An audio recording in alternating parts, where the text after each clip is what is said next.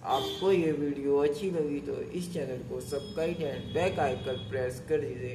Having institute में आपका स्वागत है। आज मैं आप सबके लिए हिंदी शॉर्ट हैंड की क्लास पैराग्राफ की क्लास लेकर आया हूँ। बुक पैराग्राफ लेकर आया हूँ। आपने पहले पार्ट 1 से लेकर पार्ट 33 तक की प्रैक्टिस नहीं की है तो पहले उसकी प्रैक्टिस करनी है।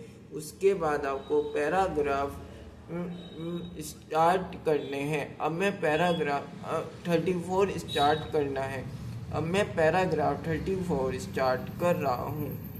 शिक्षा की प्रगति और देश की बेकारी को मामूली तौर पर देखकर कहा जाता है कि देश की पढ़े लिखे युवकों की दशा अच्छी हो ही कैसे सकती है। एक तो शिक्षक युवकों की भरमार और दूसरी व्यापार उद्योग धंधों और नौकरियों की गति हालत बेकारी की भारी जटिल समस्या बनाए हैं। एक तो यह है कि दूसरी खेती की बर्बादी यानी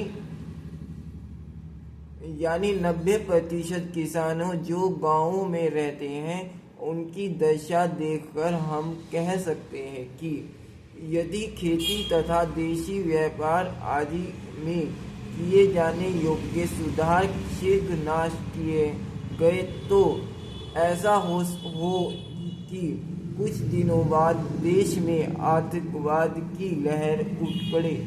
इसमें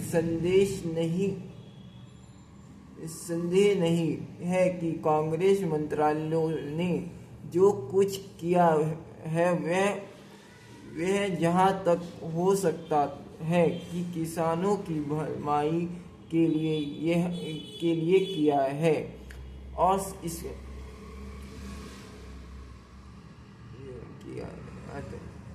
इतने समय के लिए यह युक्ति किए गई है।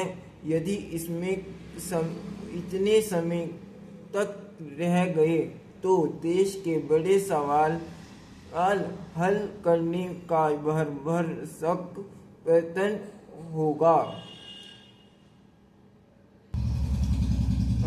आजकल सिर्फ शिक्षा के होने या ना होने के से खास मतलब नहीं, किंतु सबसे बड़ी बात यह है कि पढ़े लिखे लोग और बेकार ना बैठने पावे। क्यों हम नहीं कह सकते कि बेकारी का संबंध देशी व्यापारी से है, जिसकी जिम्मेदारी सरकार पर बहुत है। क्योंकि हम नहीं कह सकते हैं कि विदेशी सरकार से इस विषय में कुछ नहीं हो सकता। यदि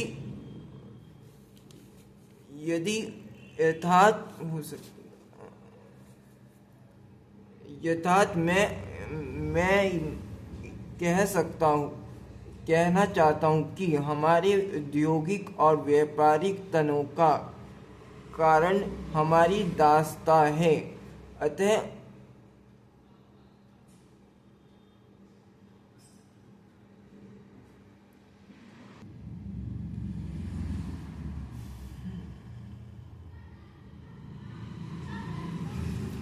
सबसे बड़ी बात यह है कि देश स्वतंत्र हो। यदि तुमने जापान की उन्नति को देखा लिया है, जर्मनी उत्थान को समझ लिया है, तो क्या तुम कह सकते हो कि दास्तां की बेड़ियों में मुक्त भारत भी देश की बेकारी, शिक्षाओं आदि छोटे छोटे सवालों का हल ना कर सके।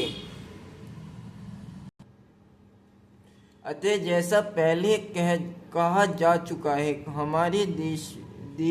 हमारे सबसे बड़ी और जटिल समस्या स्वतंत्रता है। सारांश यह है कि देश स्वतंत्रता होने पर हमारे सारे राष्ट्रीय प्रश्न आज से आप हल हो जाएंगे। आपको इस पैराग्राफ को दिन में 2 बार लिखने का अभ्यास करना है। आप इसको दिन में जितनी बार भी लिखेंगे उतना आपको शॉर्ट हैंड लिखने में आसानी, स्पीड बढ़ेगी, जो आपको एक डिक्टेशन लिखने में बहुत फ़ायदेमंद होगा।